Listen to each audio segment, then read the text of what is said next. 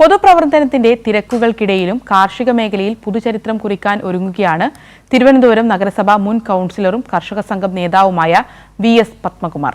ചെഞ്ചേരിയിലെ 1.5 acre സ്ഥലത്ത് 1000-ഓളം red lady പപ്പായ മരങ്ങളാണ് വിളവെടുപ്പ് കാത്തിരിക്കുന്നത്. കടുത്ത ചൂട് ആശങ്കയായെങ്കിലും ഹൈടെക് സംവിധാനങ്ങൾ ഒരുക്കി അതിജീവിക്കാനായതിന്റെ പ്രതീക്ഷയിലാണ് പത്മകുമാർ.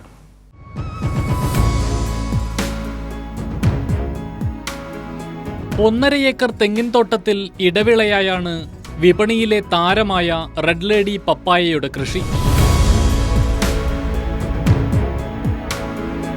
ഹൈബ്രിഡ് വിത്തുകൾ വാങ്ങി സ്വന്തം നിലയ്ക്ക് മുളപ്പിച്ചാണ് സെപ്റ്റംബർ മാസത്തോടെ കൃഷി ആരംഭിച്ചത്. 1000-ഓളം പപ്പായ തൈകൾ ഹൈടെക് മാതൃകയിൽ ഇവിടെ പരിപാലിക്കപ്പെടുന്നു. 9 മാസമാണ് വിളവെടുപ്പ് കാലം. 6 മാസം പൂർത്തിയായപ്പോൾ മുതൽ റെഡ് ലേഡി കായ്ച്ചു തുടങ്ങി.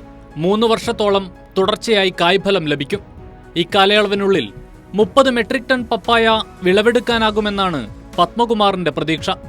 ഇന്ന് ഫ്രൂട്ട്സിൽ ഏറ്റവും അധികം ഡിമാൻഡുള്ളത് പപ്പയയും അതുപോലെ തന്നെ പേരക്കയാണ്. പപ്പയ ഇപ്പോൾ പൊതുവിൽ ഈ ഡയബറ്റിക് പേഷ്യൻസ് വലിയ തോതിൽ ചോദിച്ചു വാങ്ങി ഉപയോഗിക്കുന്നുണ്ട്. അതുകൊണ്ട് ഒരു വിപണി സാധ്യതയും കൂടി കണ്ടുകൊണ്ടാണ് യഥാർത്ഥത്തിൽ ഈ ഹൈബ്രിഡ് റെഡ് ലേഡി പപ്പയ കൃഷിയിലേക്ക് പോയിട്ടുള്ളത്. ഞാനൊരു പ്ലാന്റിൽ നിന്നും ഒരു 30 കിലോയെങ്കിലും വിളവ് പ്രതീക്ഷിക്കുകയാണ്. എനിക്കെല്ലാം കൂടി ഇതുവരെ ഏതാണ്ട് 2-2.5 ലക്ഷത്തോളം രൂപ ചിലവ് വന്നിട്ടുണ്ട്. ഒരു 6 ലക്ഷം രൂപയുടെയെങ്കിലും ഫ്രൂട്ട് വിൽക്കാൻ കഴിയുമെന്നാണ് ഞാൻ പ്രതീക്ഷിക്കുന്നത്. മണ്ണൊരുക്കുന്നത് മുതൽ തുടർ പ്രവർത്തനങ്ങളിലെല്ലാം ഉള്ളൂർ കൃഷിഭവനിലെ കൃഷി ഓഫീസർ സ്വപ്നയുടെ മേൽനോട്ടമുണ്ട്. ചാണകം, എല്ലുപൊടി, വേപ്പിൻ പിണ്ണാക്ക് തുടങ്ങിയവയാണ് വളം. മണ്ണിൽ ഈർപ്പം നിലനിർത്തുന്നതിനുള്ള ഡ്രിപ്പിംഗ് സംവിധാനമടക്കം ഹൈടെക് സാങ്കേതിക വിദ്യ കടുത്ത ചൂടിനെ പ്രതിരോധിക്കാൻ സഹായകമായി.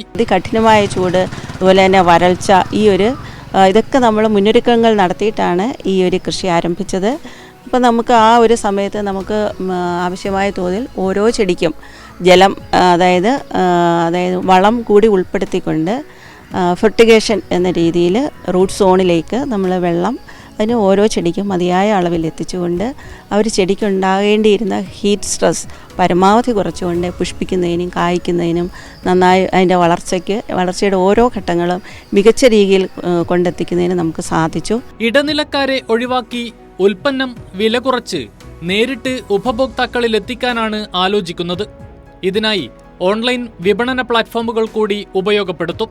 1-2 വേനൽ മഴ കൂടി ലഭിച്ചാൽ മെയ് ആദ്യവാരത്തോടെ വിളവെടുക്കാനാകും. ഇതോടെ പത്മകുമാറിന്റെ റെഡ് ലേഡി പപ്പായ വിപണിയിൽ താരമാകും.